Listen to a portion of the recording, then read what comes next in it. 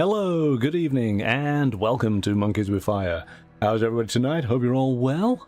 So then, we've got a wonderful new game to take a look at this evening. In fact, it's so new it hasn't even been released yet. It's set for release on the 12th of August, and for regulars to our social media will know that I am of course referring to Coriolis the Great Dark from Free League Publishing. This game was, I guess, pre-released at Gen Con over the weekend, and thanks to Free League we've got an advanced copy for us to take a look at this evening. So again, thank you to Free League Publishing for providing a copy. I'm very excited. I was a big fan of the original Coriolis, The Third Horizon. Really enjoyed the setting, enjoyed the mechanics that I'm very used to now by Free League, the Year Zero engine. And so, of course, I'm excited about taking a look at what is effectively a second edition of Coriolis. So, I guess without further ado, let's jump to the table and take a look. Alright, here we go. Now, of course, we do have a little bit of a glare there from the lights on the cover, but I don't think it'll be too bad when we start going through the book itself. Got this wonderful, evocative artwork on the front, and we'll learn more about this as we start to leaf through the pages. But let's take a look at the back first of all. Okay, you are explorers in a dangerous world. You do the work few others will. The enigmatic ruins of the Great Dark are shunned by most, but not by you. You seek them out to delve into their shadowy depths and uncover their secrets. The Blight, a cataclysmic scourge that spreads from the ruins, is your beacon. Where there is Blight, there are artifacts to be found and mysteries to solve. Ship City is fading, but you and your fellow explorers can find a way to a better future. So don your Delver suit, step aboard a mighty great ship, and venture down the slipstream towards the unknown. Your creed? Explore or perish. Inspired by 19th century expeditions, deep-sea diving and pulp archaeology, Coriolis the Great Dark is a role-playing game about exploration and intrigue. Join dangerous expeditions, navigate the Byzantine schemes of Ship City, and hunt for the keys that unlock the mystery of this lost horizon. This book features rules for creating your crew of explorers with upgrades such as talents, vehicles, and crew maneuvers to enhance campaign play. Rules for delving into the unknown, travelling on great ships through the dangerous slipstream, and trekking across wild planets. A detailed gazetteer of the lost horizon, the 11 systems of the charted sphere, and the asteroid metropolis of Ship City. The Black Ziggurat, an introductory adventure that will take you deep into an ancient ruin on a distant moon. And finally, tools and rules for solo play, making it possible to explore the lost horizon all by yourself. So we've got quite a bit to go through this evening. Good evening, Roger. How are you? Thanks for joining us. We're just about to get started. This is a brand new game from Free League Publishing. In fact, it releases on the 12th of August, so this is kind of an advanced sneak peek. Though, of course, it was, I think it was crowdfunded, so I assume that the backers will all be receiving their copies right now. But let's jump on in. And what do we have? We've got this star map, haven't we? I guess we're going to learn all about these various systems and planets that I'm assuming, and stars that we see here. At the moment it doesn't mean that much to us, but we're just getting started. But I like it. It's like one of those old maps, isn't it? And as it says, it's inspired by the great expeditions of the 19th century. We have our credits page. Many of these fine folks, we of course will recognise their names from some of other Free League's recent games that we've taken a look at. And then we have a breakdown of all of the chapters within. We got what we have. Over 300 pages to this book.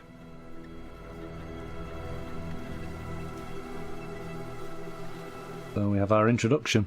We're going to get to see some really stunning artwork as we go through. So, you know, if you see something you like, give me a shout in the comments. I like this one. This is quite atmospheric. I think we'll learn about this very, very soon. So, a game about exploration and mystery, inspired by 19th century expeditions, deep-sea diving, and pulp archaeology. Coriolis the Great Dark is a science fiction role-playing game about exploration and intrigue. So in Coriolis the Great Dark, you are part of a crew of explorers ready to venture out into this new universe, the Lost Horizon. You have your shuttle, your trusted crewmates, and a warding guardian in the form of your bird, a strange alien creature that can help you on your journeys. Ah, interesting.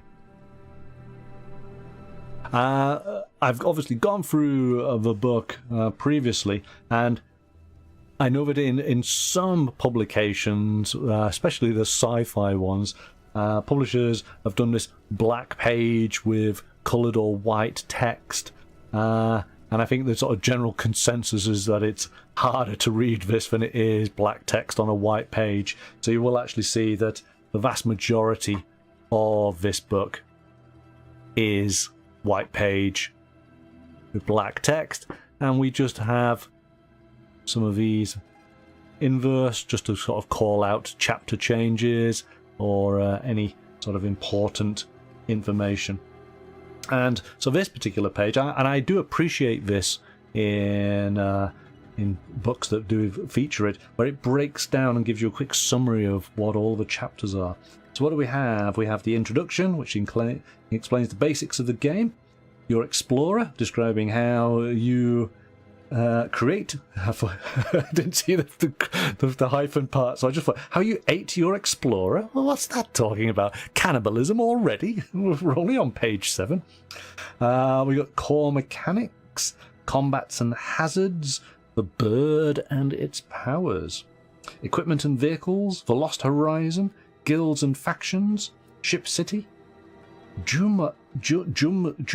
Oh gosh, here we go. Right, so guys, as you know, I'm going to have names. I'm going to ruin them. So, Jumua.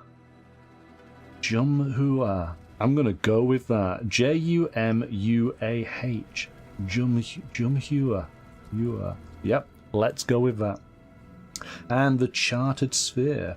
Space travel and expeditions, delving into the abyss, creatures and adversaries, running the game, the Black Ziggurat, and the Appendix, which the Outcast Explorer, that's the solo rules. As we go through this, I will skip over, we're not going to see absolutely everything, but I'll skip over some of the elements that might be a little bit spoilerish, but we will get to the Games Masters section. At that point, I will put up the spoiler alert, so that if you are intending to be a player, you might want to stop watching at that point. You don't want to ruin any of the surprises, do you? But we're going to go through what is accessible for the players to start off with. Key themes. So, at its heart, Coriolis the Great Dark is a game about 5 things: exploration, intrigue, mystery, hope, and teamwork. Again, I'm loving this artwork. This is really, really cool. So, exploration. To survive as a civilization, the Lost Horizon will need to be explored. It's not a calling, but a necessity. So exploration is the beating heart of the game. intrigue, ship city, and the diaspora. Gonna go with that. Is a hotbed of conspiracies, clashing agendas, and simmering conflict. The major guilds constantly maneuver for power, all while collaborating just enough so that society continues to function. Mystery. The Great Dark is full of mysteries waiting to be uncovered. Who were the builders? I always like it when a sci-fi game has builders. Where did they go? What are the artifacts and the places they left behind? The game is at its core, or this game at its core is about discovering the truth behind exciting mysteries and uncovering new ones in the process. Hope. The Lost Horizon is a bleak place. The horror of the Blight, the precarious state of the civilization, and the nefarious infighting is ever present.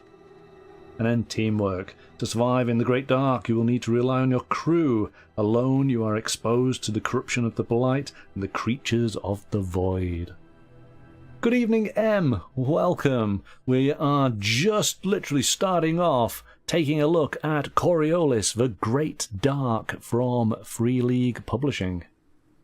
There was an advanced look of the game at Gen Con over the weekend, and Free League has very kindly sent us an advanced copy to take a look.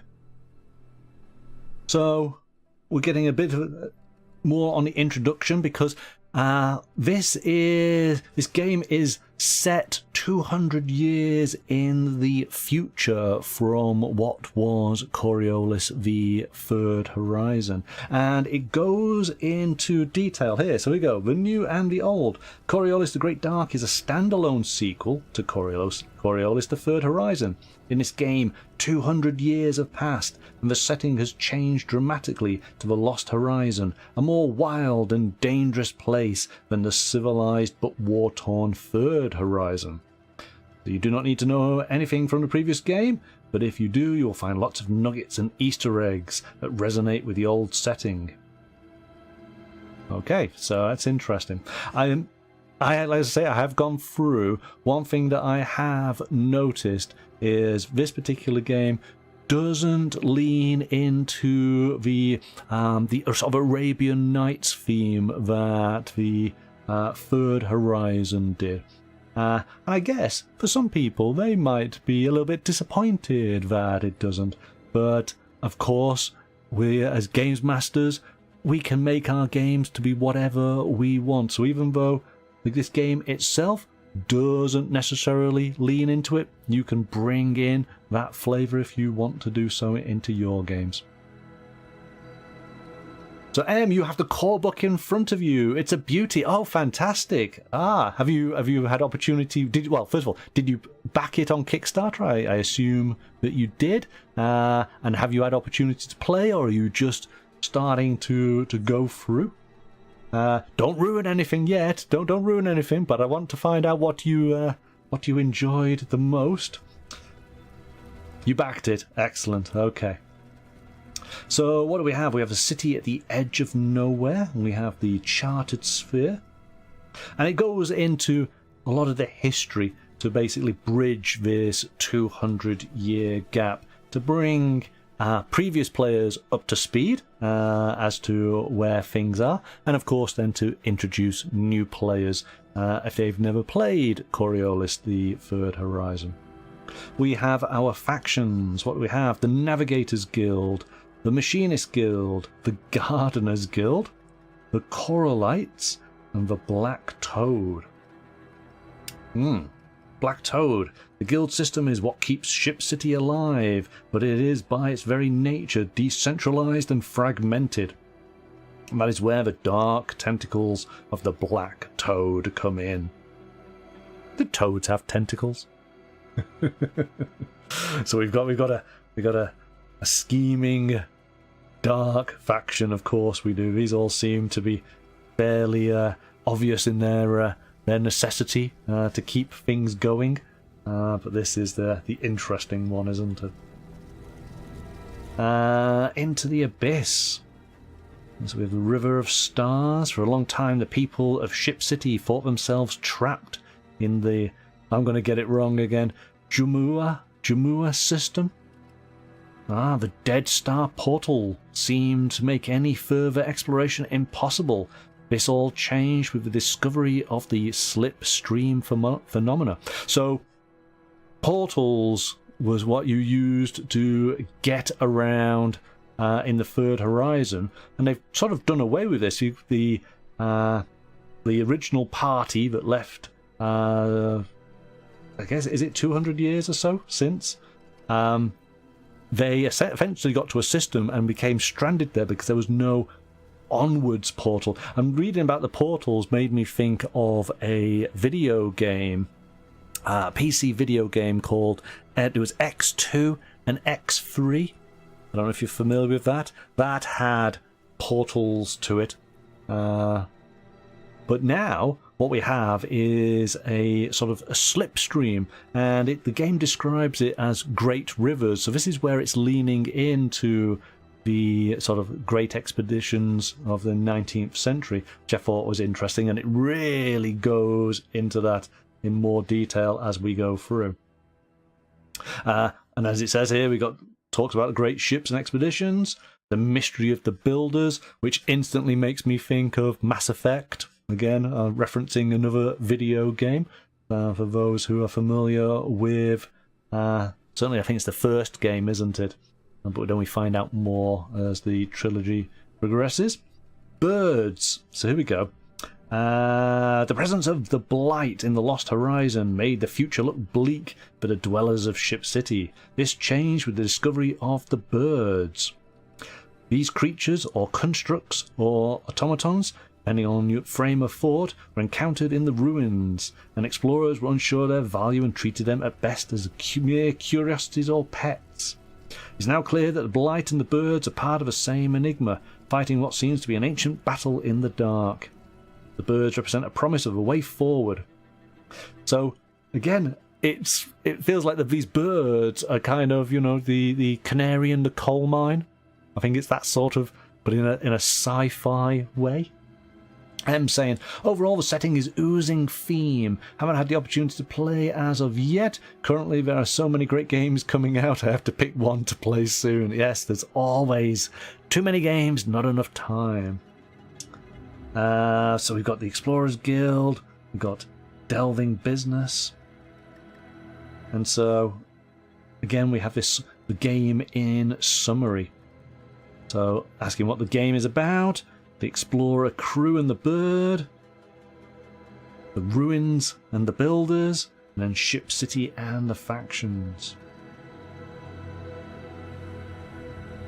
I love this art. This is awesome. Again, I like the sort of to say it's I liken it to sort of concept art because it's not fully realized, and yet it is. It's got this great sort of texture about it. I think it's really, really cool. I really like it. And this sort of style seems to be quite common in Free League's games, and I really do like it. So, okay, we've got Chapter 2. So straight away, we've got our introduction. We're jumping straight on into creating our character. As I say, this is a revised version of the Year Zero engine that Free League used to power all of their games. So if you've played a Free League publishing game before, you're kind of going to have a good idea of what it's going to be like to create your character and then also play the game. But ultimately, what we're going to do, we're going to roll or choose our origin, choose a profession, roll or choose your speciality and talents, distribute 24 points on our 6 attributes, calculate health, hope and heart, distribute 3 additional talent points, roll or choose a quirk, roll or choose equipment and a keepsake, roll or choose your name and appearance, choose the reason you became an explorer, assemble your crew and give it a name, note crew maneuvers, get equipment, choose your bird and note its powers, and then choose your shuttle and rover. Shuttle and rover, again, very much sort of Mass Effect. Okay, so we have our origins. Come on in, guys, in the chat. Give me a number from 11 to 66. let's see what our origin might be. While you're giving me that number, it again just goes through nice and easily all the different aspects that it's just detailed. But our attributes, what do we have? We have strength, agility, logic, perception, insight, and empathy. Starting attributes. When you create your explorer, you get a total of 24 points to distribute across your attributes. You must assign at least 2 and at most 5 to each attribute, with the exception of your key attribute for your profession, so we'll find that out later. M saying 59. 59, what we're going to be in the purple meadows of the cave gardens. That's our origin. So talent, we have a talent of being a botanist. Associated faction is going to, of course, be the Gardeners Guild. And we have a number of contacts that we might know. We'll find out how they play out as we go through. Quirks. Okay, let's have another number on a D66. 11 to 66. What else do we have? We got starting capital. How many? Oh gosh, Rook. I'm going to go with Rook. That's the currency? We have our keepsakes. We might have a piece of builder shard, or a worn silver coin from the old horizon. Our children's book belonging to a missed sibling, My First Garden. That probably will be appropriate for this character we seem to be building. Our name and appearance. We could have unruly hair, or a shaved head. Why do we become an explorer? Let's choose 59 again. We have 59?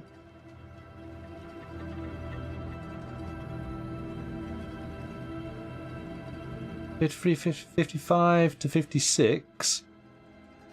Oh, that's interesting. We seem to be missing some numbers here. Have I found an error? We go from 56 to 61. We can't have 59. Oh no, why can't we have 59? So let's just say here, we were fascinated by the mystery of the... Oh, that's it. It's a D66. There is no 59. Of course there's not. Yeah, okay. I'm just being dumb for a second there. Yes, because of course we haven't got a 27 either. Oh gosh. Oh god. Hey, come on, I've done a full day's work before I do these streams. Leave me alone, it's not my fault. Oh gosh. What were we looking at? We did that. Let's we assemble our crew. So crew roles, what do we have? We got the delver, the scout, the burrower, the guard, and the archaeologist. So that's an interesting setup for the crew. The delvers lead their way down into the ruins, choosing paths through the dark.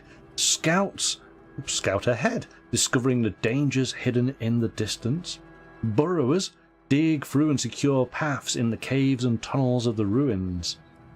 Guards protect the crew against adversaries and the great dark can throw at them. And archaeologists who know how to understand the ruins, monuments and glyphs. So it is very much focused on these explorations of these unknown ruins, isn't it?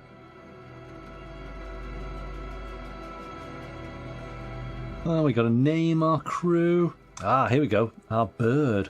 We've got 3 types of birds. The ward, the guide, and the spectre. The ward type of bird is a protector of the group with a preference towards learning attack powers. The guide, birds in this category are primed to search, find and scan ahead, also to use stealth to the crew's advantage.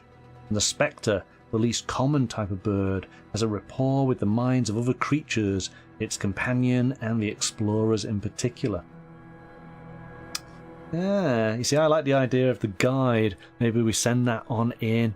We can sort of scan the area. That might be very, very helpful. And then we get the roll table for the description. So let's take a look at these professions that we can have. We always like to choose one, don't we? So what have we got? The artist, the enforcer,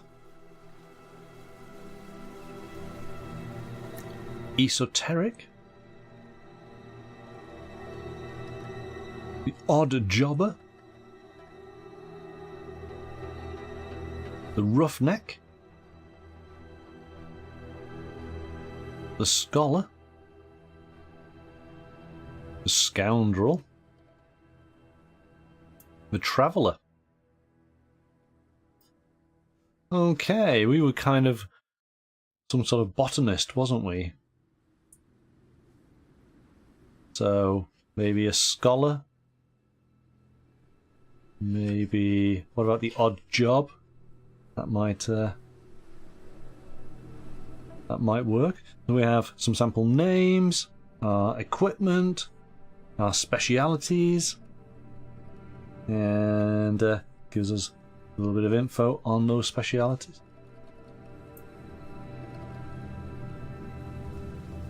I don't think we'd be an enforcer. So, yeah, I'm thinking it's possibly maybe the odd jobber.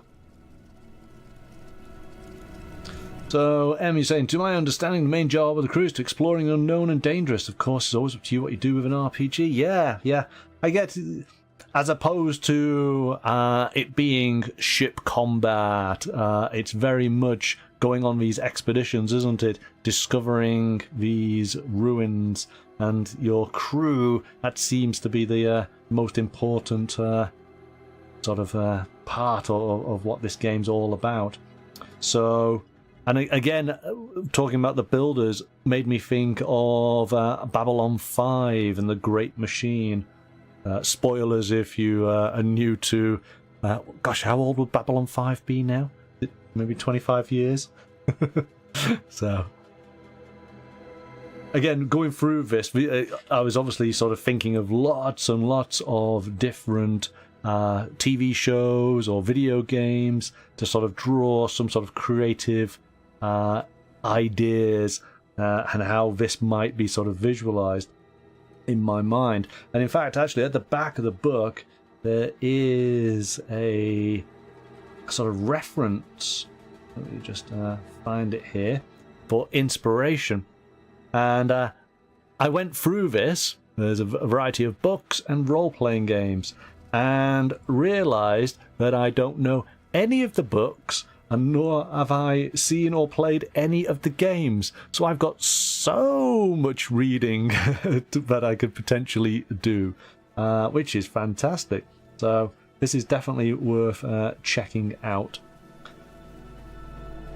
All right, so core mechanics. And quite simply, so attempting to something difficult or dangerous, first describe what your player character is trying to achieve, then add the attribute score that best matches the challenge at hand and the level of any one applicable talent that you have. Grab that many base dice. If you have the right tools, you can also get a number of gear dice, then roll the dice. Your action to succeed, you must roll at least 1/6. If not, your action fails. If you roll more than 1/6, you perform your action exceptionally well, and you get a better outcome. So basically, we're going to be doing dice pools. And as we... let me go and find that character sheet template. In fact, do we have one that's already pre-filled that we can use as an example? Don't think we do. No. Let me Oh. There we go. Oh, is it on? Here it is. So what we're going to have, we would obviously have our various attributes here: strength, agility, logic, perception, insight, and empathy. We would then have a variety of talents, and if we have appropriate equipment, we will have our numbers in here. This will be the number of dice that we get to roll, and as I say, all we're after is getting a 6. The more 6s we get, the better our outcome might be.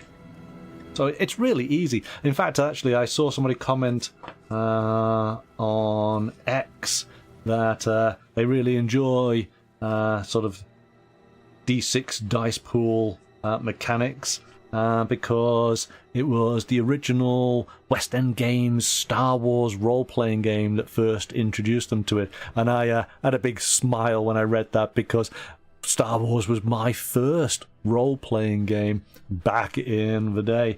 And yes, it was all about D6s.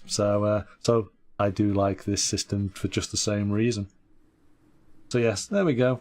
Attribute score, challenge, and then the level of any one applicable talent. So if the talent makes sense, actually we should have a look at some of those talents. I think we'll get to see them in a bit. So we've got a bit of a chart on success chances. Gear bonus, which if we have appropriate gear, so say if you were trying to scale a wall and you had maybe a grappling hook and rope, that might give you an extra dice, depending on the item. In fact, I'll look for that when we go through gear. Let's see if we can find a grapple hook. Here we go. Talents. So talents are special skills, traits and abilities that can benefit your explorer. Oh, so let's find out then. Do we have a talent for rope climbing? Stealth and mobility? Climbing? Because if we do, we got an acrobat. Oh, here we go. So under acrobat, you get a +1 base die per talent level to jumping, climbing, and running. So if you had that particular talent, you might be able to add up to 3 dice. And I assume then the climbing, we might use strength. Though maybe could we use sort of dexterity? Would that work?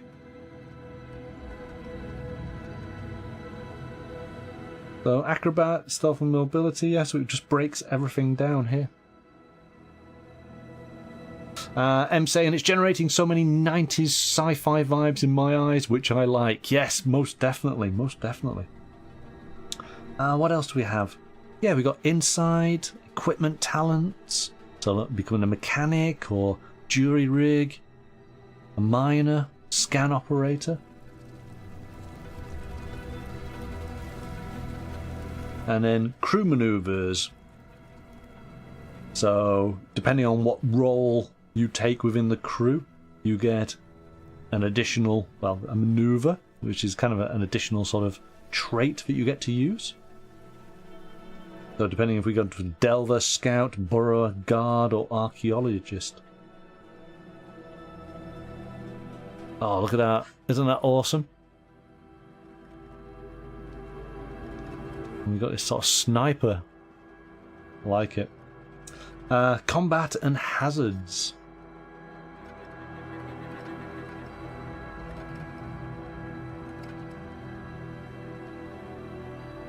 So we have close combat. Now this is something that I've seen in Dragonbane, which I thought was quite useful. So having these flow charts for close combat and ranged attack, I found this an easy way to basically go through the process. But like with so many games, the first time when you encounter a target that you're going to do combat with, it's going to be a bit clunky, isn't it? Once you've done it a few times, you get into the flow, and of course it then becomes second nature. But this is very, very handy. I think I'd probably print this out and have it alongside. So ranged combat. Well, actually, let's just do close combat. So what do we do? Close combat, attack and engage range, no matter. Roll for strength. If your roll succeeds, you hit your adversary and inflict your weapon's base damage rating on them. Extra sixes roll, become the first, increases the damage by 1. Damage may be reduced by armor. So is that all you got to do then? Close combat is literally just roll for strength. Okay, what's ranged? When you attack someone at short distance or more, roll for agility. You'll need to have line of sight to your target. So in fact, let's say this. So ranged attack, state your target, state what weapon you're using. The target decides whether to dodge or not. This is what I remember about Dragonbane. So if they decide to dodge, make an opposed roll for agility with a gear bonus for your weapon. Reduce the number of sixes you rolled by the number of sixes rolled by the target. If any remain, you hit and inflict your weapon's base damage. Nice and easy.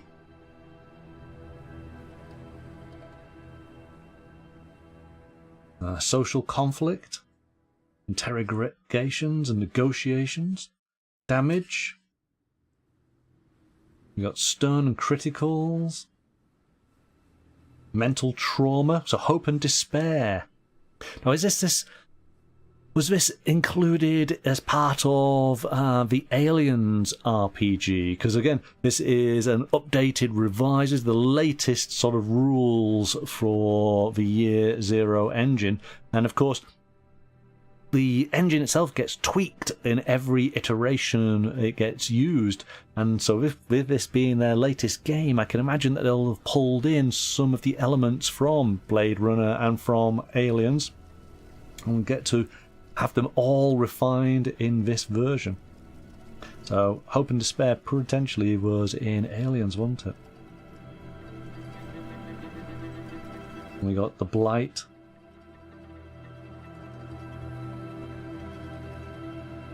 Blight manifestations, nebulous breath, a creeper, blight veins. So there's just lots of stuff that can affect your character. We got zero gravity, radiation, cold and heat, sleep deprivation. Because space and the great unknown, not necessarily the best of places at times, is it? Spaceship and vehicle combat. So we do have rules for it, even though it would seem that the focus of the game is very much on these exploring these builder ruins. Aerial movement, space movement. I can well imagine that there'll be some of the aspects of the game that will get expanded upon. Like, as much as, you know, here's the core rules and you get excited about all this new stuff, you instantly start thinking of, well, what about this and what about that? And these will probably be expansions as they develop. We should be happy with what we've got in front of us already, but we're already starting to think of other things. Vehicle actions. And again, because I do like my spaceships, I'm liking the designs on the ships. We get to see a little bit more as we go through. There's a series currently on at the moment at Foundation, which is the Isaac Asimov books, and I think the design on that, it's very non-traditional looking spaceships and technology. I think it's really cool, and I can imagine that would sort of work with this as well. But these great ships, massive. I think it looks like a little bit like the Nostromo, yeah. Chases.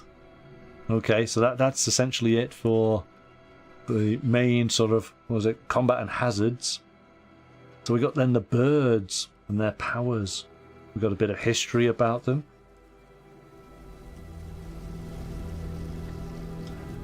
And we've got our different types again: Ward, Guide, and Spectre. And then we have their powers. I think this is an interesting, because again, there's many MMOs, isn't there? RPGs that have sort of familiars that go around with characters. So to have that, that's an interesting addition. I don't think I've actually seen a game that had some kind of familiar character. I guess we all sort of pick up a horse, don't we, to be able to get around the world, or we pick up a car, but depending on the setting of the game. But yeah, to have some sort of familiar. None of the games that I've looked at have that sort of element to it, so this is actually quite cool. And we've got plenty of different powers here, haven't we? Let's pick one to take a look at. Glyph Warden. As a reaction, the bird blocks an effect of a glyph, affecting an explorer. So we're going to find out what glyphs are. Each extra success means one more explorer in the zone is protected. Okay. Does it tell us how many? Oh, so we find out on page 230. But how many dice would we be rolling? Oh, there we go. How to train the bird. Group may spend crew points between sessions to teach their bird new advanced powers. By spending 5 CP, you can teach your bird a new power for its type. Okay, interesting. But how many? I wonder if on a character sheet, is there a section then for the bird's powers, and then you allocate that number of dice to it? The birds seem to be crucial during exploration as they can protect from the Blight. Yeah. So we got a couple of pages on them. Again, as I sort of said at the beginning, is this a little bit like your sort of canary in the coal mine? So we got, depending on the bird type, we got our health and energy, and we have a special power. To use a bird power, you need to spend energy points. Oh, okay, here we go. Except for Blight Scam power, does not cost. At the start of the campaign, the bird has 2 to 4 energy points. The bird recovers all of its energy after 1 shift. Okay. So, if we were going to guide, we had 3 energy. Let's have a quick scan here. So it didn't say. So as a reaction, the bird blocks an effect of a glyph. Each extra. So do you just get to roll your energy dice?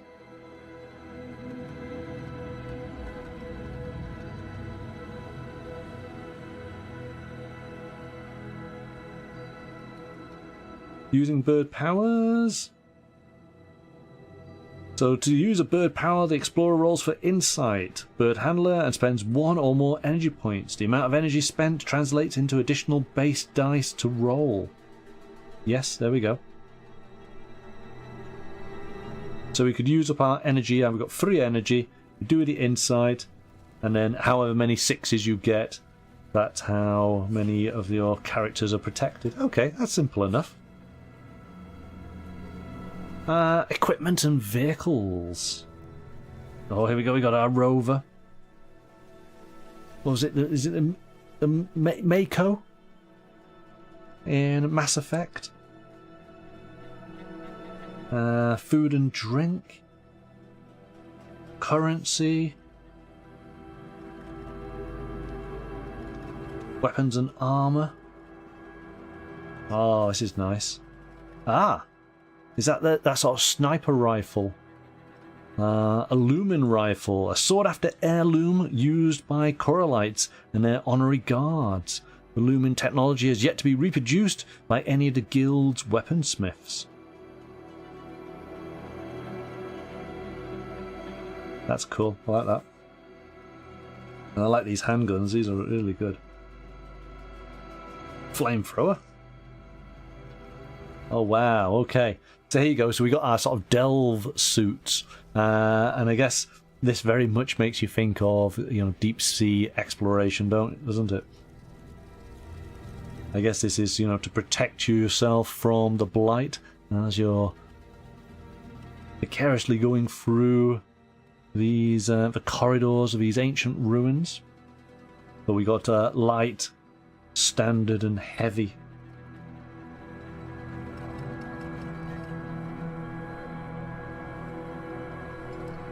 I was trying to find if we got some sort of rope or grapple gun. Do we have something like that? We got our weapons.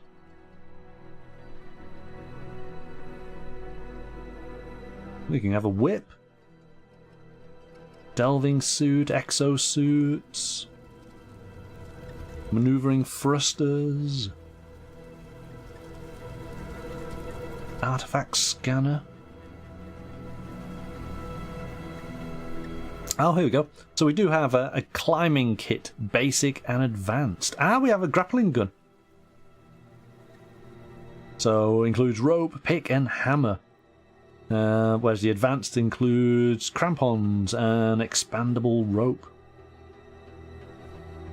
That's cool. So yes, very much leaning into this exploration, aren't we? Field kitchen, portable sensor display. Archaeology kit, lockpicks, portable lab, digging in explosives. Oh yeah, this is going to be a lot of fun.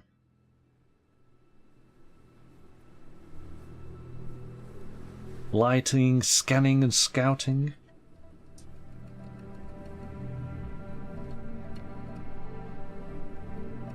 Here we go. The Rhino all-terrain rover.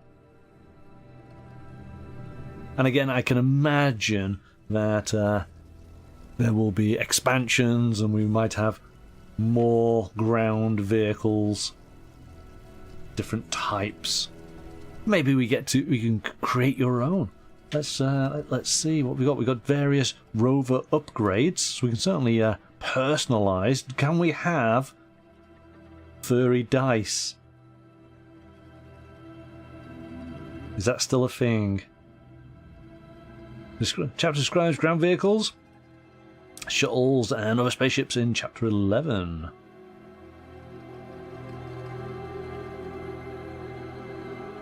So we've got three different... I suppose it's the type of how the movement. So we've basically got wheels, caterpillar tracks, or hovering. But how it actually looks, I guess that's going to be up to you and your crew, isn't it? And you can then change the different weapons and upgrades. Kites, what are kites? Kites are common sight under the dome where people fly. Delicate airframes made of thin paper foil. Gossamer wires, okay. But what's a kite for here? Flying sails originate from the mountainous planets of Cap in the Old Horizon.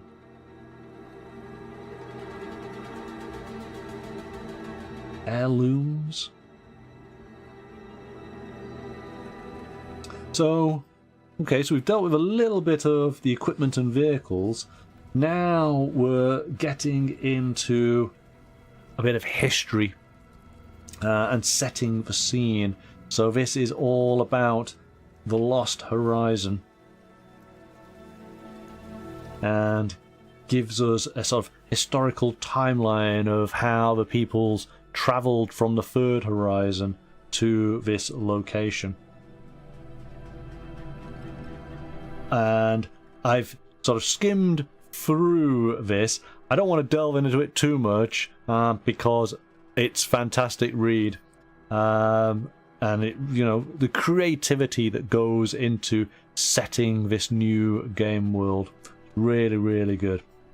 So we have in teases, and again, that's also the main thing about this core book, isn't it? Is that it's not going to give you all the answers. It's just basically setting plot hooks, giving you inspiration on where creative GMs might take their players in their games. Of course, ultimately, I can well imagine that Free League will have a series of scenarios and campaigns that will go and explore various aspects of the hooks that they set up within this book. So, I'm not going to focus in too much. I did find it interesting. There is a starter set for this, and I hope that I might be able to get hold of it to take a look. But one of the hooks that they set up in Coriolis, the Third Horizon, was there was various sort of colony ships, and one went missing. And this, of course, would lead you to try and discover aspects of where did that great ship go. Well, the explanation to that mystery was solved in the starter set. They kind of, wrapped it all up straight away in the starter set to this second edition. So, so maybe we'll find some of the solutions to mysteries here in a future starter set. I thought that was quite funny, but I can't wait to sort of find out what was the actual story. Because, of course, players might have created their own story about what happened to that great ship. And that's all just part of the fun of the game, isn't it? Guilds and factions. We were part of the Gardeners Guild, wasn't we? But we're getting all the detail on the various guilds that are in play.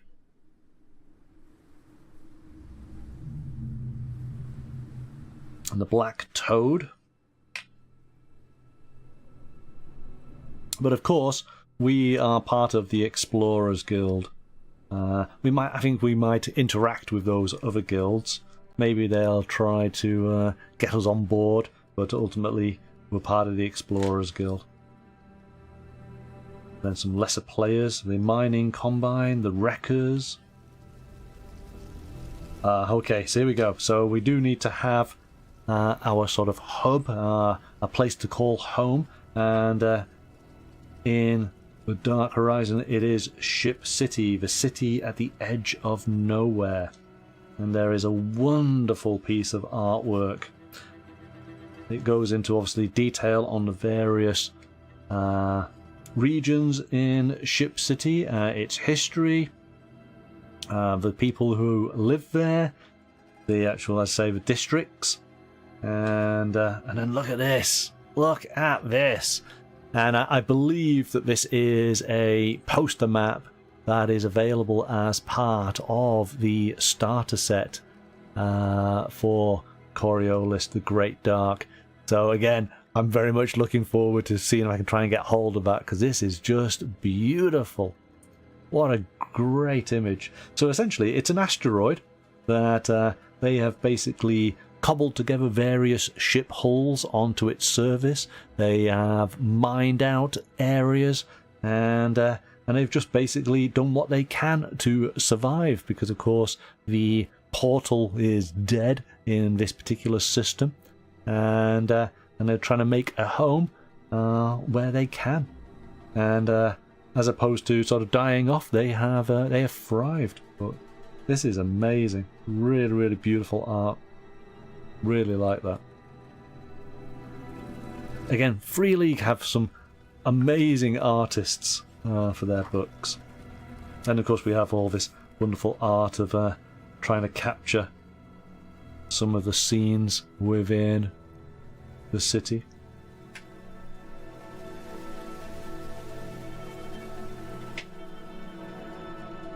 Various districts. And so we've looked at that. We then have, eventually I will know how to say it, Jumu'ah, yeah, and the Chartered Sphere. So this is ultimately all of the area. So this is the star system. So we can see where Ship City is compared to the sun. Got a number of asteroid belts here. We got a lighthouse station at the edge of the system itself, and I think we're going to have a map in a bit. But this then starts detailing some of the planets in this system, and then looking beyond the system into what has been explored. So this is the area that we have explored so far, and I guess so. let's try and work things out a little bit. So we are here. And as it described, the way that the game is being visualized is that it is rivers within space. These are the slipstream rivers that we are able to traverse. So if we are in Jumhua, let's have a quick look then. Reference the map at the beginning. Can we find it? So here we go. There it is, just there. So last star is here. I'm wondering, is this all that we have explored so far? Let me see if we can find. That's the border here. Can't see a reference to last star. Oh, here we go. Yes. Ningal is here. A new Yastapol. And so there's Ningal, a new Yastapol. Okay, so this area is all that they've explored so far. But I guess long-range telescopes, we get to see all of this. So this is everything else that potentially we could get to. That's cool. That's very, very cool. And then, of course, very scary that there's so much more. So I can imagine there's going to be lots of adventures as we push further into the Lost Horizon. But even just starting off, there's quite a bit to be found. And so, reading a little bit of the history, ultimately as these colonists have basically gone on out to these various other systems. Each system has a beacon, a lighthouse, which then helps the Greatships, so they basically know where to sort of come out of the slipstream. There's lots of information about the slipstream. I am glossing over it. We get to learn about the history of how it was, the technology was created. So yes, beyond the sphere, the abyss, and rimward. And so yes, here we go. Chapter 11, space travel. These great ships.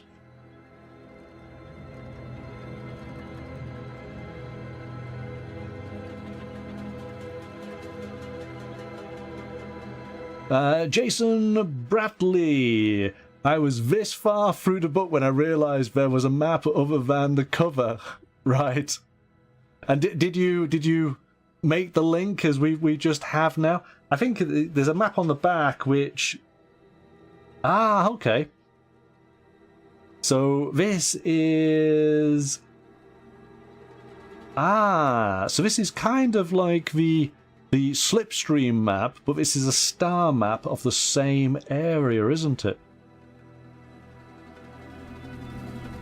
Okay, this is actually... Oh, see, we're exploring this together. Let's just go back again. So, I'm going to be rubbish at these names. Auriga? Let's go with that. Auriga's there. Yes, here we go. So that essentially, it's the same map, but this is showing the actual slipstream, and this is more a star map of points of the start of the systems and then straight lines between them. This is cool. I really like this. So ultimately, we could use this style to map out our course, where if we were to go beyond and explore an even greater amount, because we're going beyond here. So the back pages is just this area here, blown up for the two, isn't it? But still is all of this. That's great. I've lost my page now. There we go. And welcome, Jason. Thank you for joining us. I was asked the chat before, what is your sort of takeaway from the game? Obviously, you have a copy. Maybe you've been had opportunity to have a good read through. What stands out to you? What are you most excited about? And M, why don't you put that on in the chat as well? So we got our space voyages. Looking at the various sort of great ships, and it goes into quite a lot of detail on these. These are huge vessels that have had to be reinforced hulls to withstand the pressures of the slipstream. And we got this beautiful artwork here. Look at that! Isn't that great? Again, the sort of Nostromo style, and I'm also thinking of 20,000 Leagues Under the Sea, that type of idea. What was it? Is it the League of Extraordinary Gentlemen? Alan Quatermain and Captain Nemo. So, and the vessel that he had, I can't think of the name now. Oh gosh, Nautilus. There you go. So, again, there's so much inspiration you can pull on in for this game. It's great. Details on leagues and astronomical distances. Crew assignments.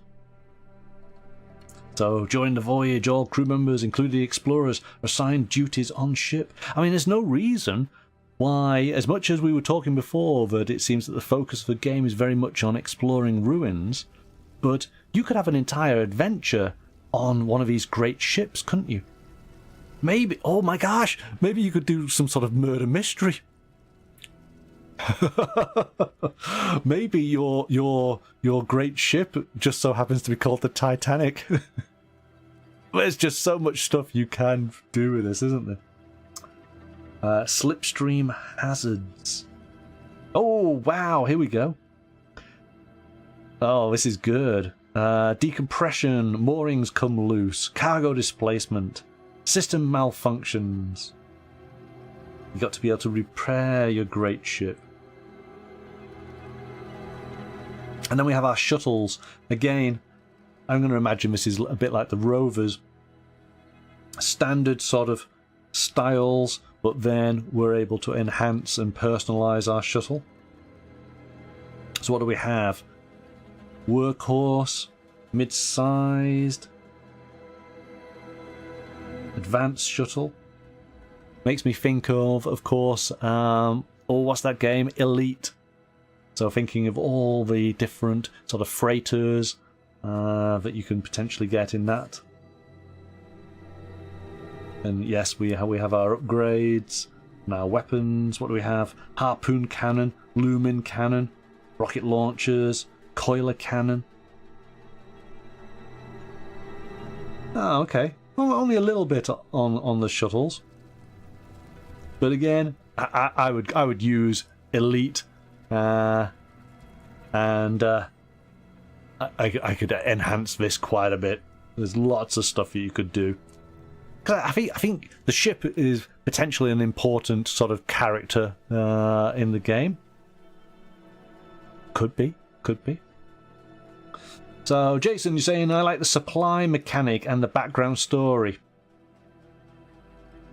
Yes, I agree. I'm purposely not going into too much detail on the background because I don't want to ruin it for players who have yet to get the book. We've got land exploration. Again, you could expand upon this. There's a book coming out from Modiphius that deals with various planets and exploration, and lots of charts on basically generating random planets. So that being the case, if you're into Star Trek as well, you could grab that book and use it to populate some of the worlds that you might come to in this game. See, I love the fact of that you can pull from different games, take elements that suit to basically enhance the game you're playing. Doesn't matter which way it goes. So yeah, I hope we'll be able to have a copy of the book, because I think it's released very soon. It probably was shown at Gen Con as well. So that'll be an interesting follow-up to this, actually looking into different planets that we might have. What else we have? Supply. You were talking about supply. When trekking, explorers need supply. For each shift trekking, the crew must spend 2 points of supply. If the crew is larger than 5 explorers, 1 additional supply point. Okay, so we did something about supply? Did I skip past it maybe? No? Page 214, so I haven't got to it just yet. So we go, delving into the abyss. This is what it's all about. Making delve maps. See? As you guys know, I like making maps, so I think there'll be a lot of fun here.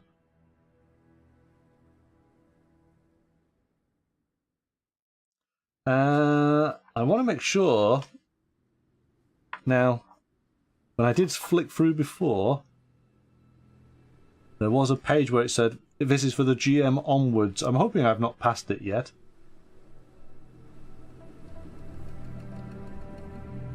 So, playing a delve, preparing, delve procedure, the bird, suffering from blight. Oh, here you go, delve hazards, splitting the crew. This makes me think of, oh gosh, what is it? The beginning of Prometheus. So when they discover the alien ship and they go on in, and they put those orbs up to go map the location. So that could be interesting. Remember, of course, when you're on an alien world and you are an academic, or do not just take your helmet off because you believe that the oxygen, the air is breathable. Yeah, people keep their helmets on because there are other biohazards out there. The maps are more vertical than horizontal. I saw. What did we look at? We were looking at some of the expansions for Pirate Borg, and there was a vertical map in that, and that's the first time I've kind of seen something like that, and I thought that was really cool. I don't. Is there an example of a map? Here we go. It's out of supply. So, in Coriolis, the Great Dark, vital consumables are needed during exploration, are collected under 1 term supply. Supply carried by the explorers will be their lifeline, and also a timer. Without supply, they will slowly but surely perish, so we need to plan accordingly. The amount of supply a crew is carrying should always be front of mind. So this is, oh gosh, this is like a tabletop game that I played where you are... What's the phrase? Is it spelunking? It's where you're cave diving, and you've got to basically have enough oxygen, and being able to traverse one little area will use up X amount of oxygen. That's really cool. So yes, that's Jason. Thank you. Yeah, it's that word. This is really cool.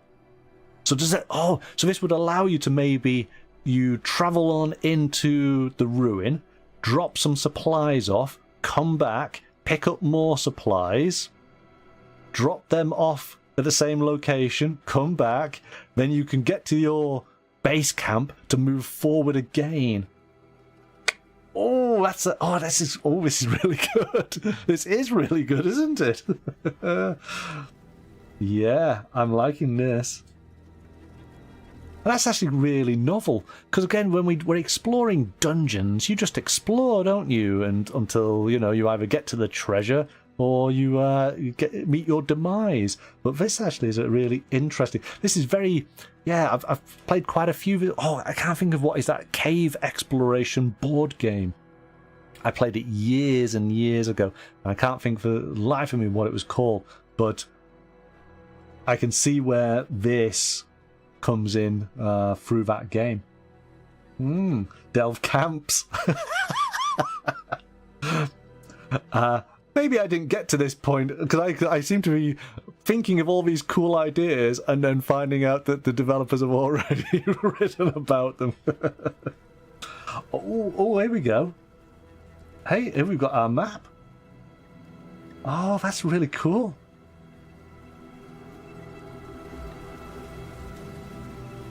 That's really cool.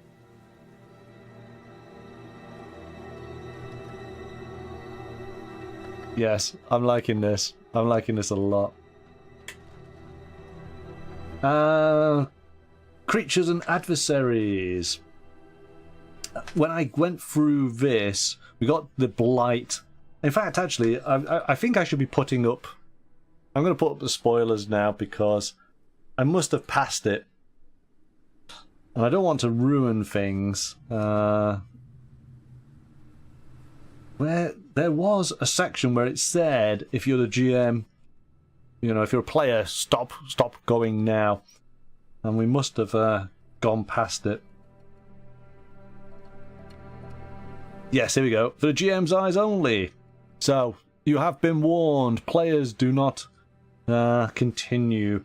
But we're going to skip through this pretty quick anyway, because I don't want to ruin it. But we've got what seems to be mainly creatures that are organic creatures. We got blight creatures, constructs, beasts, and there's only a small sort of number. Ethereal entities, you know, space ghosts, phenomena.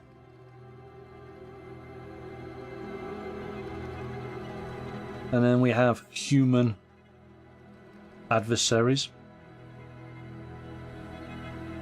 So my only sort of criticism, I've seen this now in other... This is the one that actually I remember seeing. So we had a previous one there. I know that page count, you know, potentially is limited, but I do feel that games where they do have, you know, a page saying this is for the GM's eyes only, onwards, really should be, you know, part of the course, shouldn't it, with these books? Don't make it so small that the players can stumble on in. The adversary section can be summed up as "run away." Yes, but at the moment, from what I can sort of remember as I look through, it's mostly organic creatures, blight-based creatures, ethereal things, and just natural phenomenon. And then humans that we might bump into. So I suppose pirates, isn't it? And thugs, cultists, other smugglers. But everything's pretty much, you know, out to get you. So we start going through them. This is obviously for the GM. Themes of the game. I really am skipping over all of this because I don't want to ruin any of it. But it is a fantastic read. There's a lot of cool stuff in here. Oh, you're saying wreckers, but what about reapers? Can we grab something from Serenity? We ultimately then do have an example delve. A bit of a scenario here, which again I'm going to skip right over. Got a nice little map. Because I want to get to, which something that I thought was really, really cool, is there are rules for solo play in the core rulebook here. So even if you've not got friends who can join you that evening, but you really do want to play a game, then you can do so.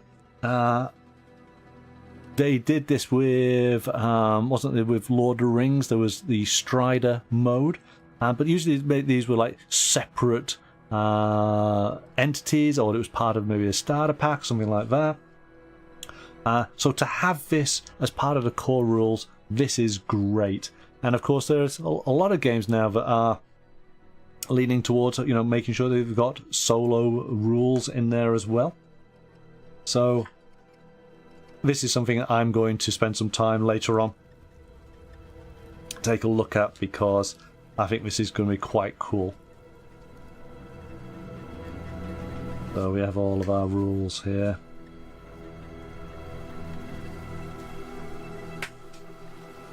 So, really, really good. And there we go. And then of course we finish up, as you've already seen, with our character sheets. We then have a crew sheet. And we have our solo delve log. Really nice. And we finish off with the map that we looked at earlier. So that is a sort of quick leaf through Coriolis the Great Dark core rules. The game itself will be officially released on August 12th. So just, what, 6 days away from the time of recording. Hopefully, it's very obvious that I'm really, really excited about this game. I like it. I like it a lot. I have a lot of confidence in the rules that Free League put together for their games.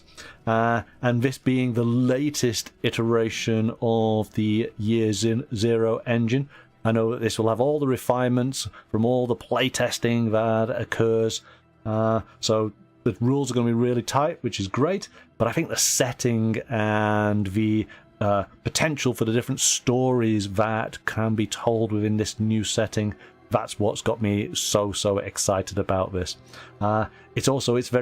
It's an easy game for me to mentally visualize through all the various sci-fi shows I've watched or video games that I have played.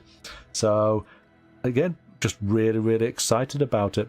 I'm going to give it the channel's Seal of Approval award. I believe it's deserving of that.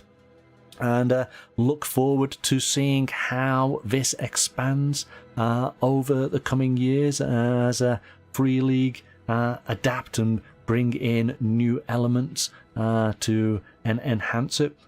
This is an exciting new game.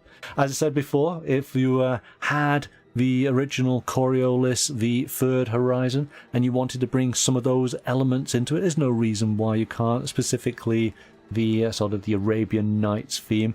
Even though this is a bit of a departure from that, there's no reason why you can't bring it into your game.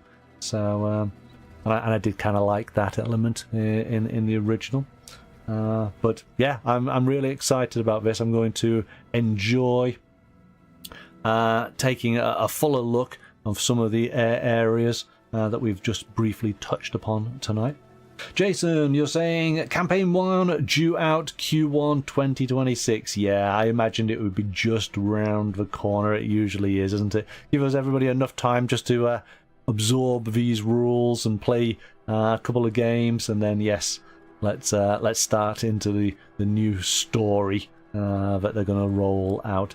And if the Third Horizon's anything to go by, we've got quite a few campaign books upcoming, haven't we?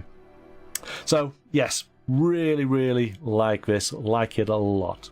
If you've got any questions or you'd like me to go and take a look at something for you, leave it in the comments on the video and I'll do my best to answer that for you. So staying with Free League, next week's stream we've got another brand new release. Let me just reach down here.